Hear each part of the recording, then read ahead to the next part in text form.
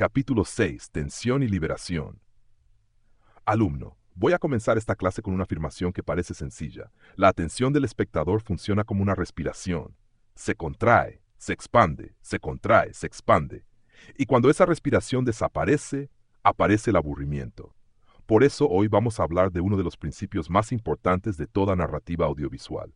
La tensión y la liberación. Porque aunque muchas personas creen que la tensión pertenece únicamente a las películas de acción, la realidad es muy distinta. Toda historia necesita tensión, incluso la más tranquila, incluso la más contemplativa, incluso un documental sobre un huerto. La pregunta fundamental, antes de continuar, quiero que piense en algo. ¿Por qué seguimos mirando una escena? ¿Por qué no abandonamos el vídeo después de 30 segundos? La respuesta suele ser la misma, porque existe algo que todavía no sabemos. Una pregunta abierta, una expectativa, una incertidumbre, algo pendiente, y eso es tensión. La tensión no es peligro. Este es uno de los errores más comunes. Muchos principiantes creen que la tensión significa conflicto violento, discusiones, accidentes, problemas. No necesariamente. La tensión es simplemente una distancia entre una pregunta y una respuesta. Si usted siembra una semilla, la tensión aparece inmediatamente. ¿Germinará? No ocurrió ninguna tragedia. No existe ningún villano. Pero existe una pregunta. Y mientras exista una pregunta, existe tensión. El ejemplo más simple, imagine una escena muy breve. Usted muestra una bandeja con plantines recién sembrados y dice, ahora solo queda esperar. En ese instante nace una pregunta. ¿Qué ocurrirá? La historia todavía no terminó. Por lo tanto, la tensión continúa activa. La estructura más antigua del mundo. Observe algo curioso. Prácticamente todas las historias funcionan de esta manera. Primero aparece una situación, luego una pregunta, finalmente una respuesta. Situación. Llega el invierno. Pregunta. ¿Podremos seguir produciendo alimentos? Respuesta. Lo descubriremos más adelante. Eso es narrativa en su forma más elemental, y funciona desde hace miles de años. La tensión cotidiana. Aquí aparece algo muy importante para alguien que trabaja con documentales. La vida real está llena de pequeñas tensiones, simplemente estamos acostumbrados a ignorarlas. Piense en su propio huerto. ¿Funcionará el compost? ¿Resistirá la helada? ¿Crecerá la avena? ¿Responderá bien el microtúnel? ¿Llegará la lluvia? ¿Será suficiente la cobertura? Observe algo. No necesitamos inventar nada. Las preguntas ya existen. La realidad las produce constantemente. El director solamente aprende a reconocerlas. La liberación. Ahora bien, si solamente existiera tensión, el espectador terminaría agotado. Por eso aparece el segundo movimiento, la liberación, la respuesta, la resolución, la recompensa. Volvamos al ejemplo de la semilla. Tensión, germinará. Liberación, aparece el brote. La pregunta desaparece. El espectador recibe una respuesta. Y durante unos segundos experimenta satisfacción, la respiración narrativa. Por eso dije al comienzo que la atención respira. Pregunta, respuesta, tensión, liberación. Pregunta, respuesta. La narrativa es una sucesión de pequeñas respiraciones. Y cuanto mejor las administra el director, más natural se vuelve la experiencia. El error de muchos videos, piense en algunos videos que ha visto en internet. Durante varios minutos no ocurre nada relevante, no aparece ninguna pregunta, no aparece ninguna expectativa, no aparece ninguna incertidumbre. Simplemente recibimos información, y aunque la información sea correcta, la atención empieza a disminuir, porque la mente humana busca algo más. Busca dirección, busca movimiento, busca una respuesta que todavía no posee. La agricultura como fábrica de tensión. Aquí quiero detenerme en algo que será muy importante para su proyecto. La agricultura genera tensión de manera natural, porque trabaja con procesos vivos, y los procesos vivos siempre contienen incertidumbre. Nadie sabe exactamente qué ocurrirá. Se puede prever, se puede estimar, pero nunca se sabe por completo. Por eso una simple bandeja de almácigos puede contener más tensión narrativa que muchas escenas espectaculares. Porque existe una pregunta auténtica, la autenticidad de la duda. Y aquí aparece una regla fundamental.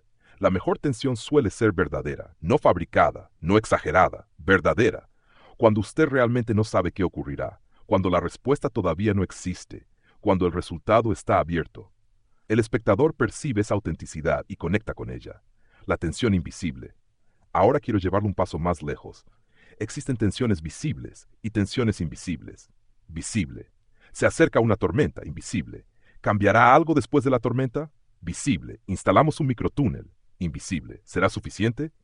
Muchas veces la atención más poderosa es precisamente la que no vemos, la que imaginamos, la que proyectamos hacia el futuro. La promesa narrativa, quiero que recuerde esta expresión. Promesa narrativa. Cada vez que una historia plantea una pregunta, realiza una promesa. Está diciendo más adelante obtendrás una respuesta. Si esa respuesta llega, el espectador se siente recompensado. Si nunca llega, se siente frustrado. Por eso el director debe ser cuidadoso. No basta con abrir preguntas, también hay que cerrarlas. El compost como ejemplo. Imagine una escena. Vemos material recién cargado, se riega, se acomoda, y usted comenta, veremos si logra activarse. La tensión está creada. Días después, volvemos. El termómetro marca 50 grados, la liberación aparece, la pregunta encuentra una respuesta, y el espectador siente que el recorrido tuvo sentido. La importancia del contraste, la tensión también nace de los contrastes. Frío y calor, sequía y lluvia, oscuridad y luz, esfuerzo y recompensa, antes y después. Observe cuántas veces aparece esto en el campo. Porque el campo está construido sobre contrastes, y los contrastes generan narrativa. El peligro de resolver demasiado rápido. Muchos creadores cometen este error. Presentan una pregunta y la responden inmediatamente. La tensión no alcanza a existir. Imagine, ¿funcionará el microtúnel? Sí, funcionó. Fin. La historia apenas respiró. Ahora imagine, ¿funcionará el microtúnel? Llega una semana de lluvias, aparece condensación, bajan las temperaturas, y recién después obtenemos la respuesta. Ahora existe recorrido. Ahora existe experiencia. La espera significativa, y aquí encontramos algo muy valioso para el documental. La espera no es tiempo perdido. Siempre que existe una pregunta abierta, la espera tiene significado. Cuando esperamos una germinación, cuando esperamos una helada, cuando esperamos una cosecha, la historia continúa viva, aunque aparentemente no ocurra nada. La atención como energía. Piensa en la atención del espectador como una energía limitada. No podemos exigirle tensión máxima durante una hora completa. Necesita pausas, necesita momentos de observación, necesita espacios para respirar. Por eso las mejores obras alternan.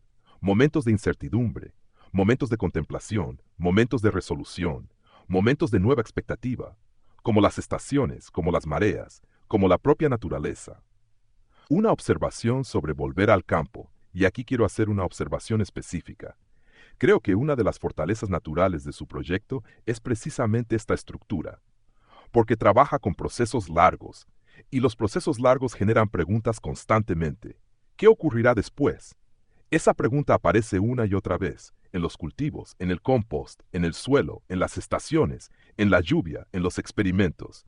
Por eso sospecho que muchas de las mejores historias futuras del canal nacerán de preguntas reales, no de respuestas preparadas. La pregunta del director. Y con esto terminaremos la clase de hoy. A partir de ahora, cada vez que planifique una escena, una secuencia o un episodio completo, hágase dos preguntas. Primera, ¿qué pregunta estoy abriendo? Segunda, ¿dónde recibiré la respuesta? Porque entre ambas cosas vive la tensión. Y entre la tensión y la respuesta vive la atención del espectador. Alumno. Si tuviera que resumir toda esta clase en una sola frase, sería esta. Las personas no siguen una historia porque ya conocen la respuesta. La siguen porque todavía no la conocen. Y el trabajo del director consiste en acompañarlas durante ese recorrido, sin apresurarlo, sin alargarlo artificialmente. Simplemente permitiendo que la pregunta respire hasta que llegue el momento adecuado para descubrir la respuesta. Y cuando uno aprende a manejar esa respiración, empieza a comprender uno de los mecanismos más profundos de toda narrativa audiovisual.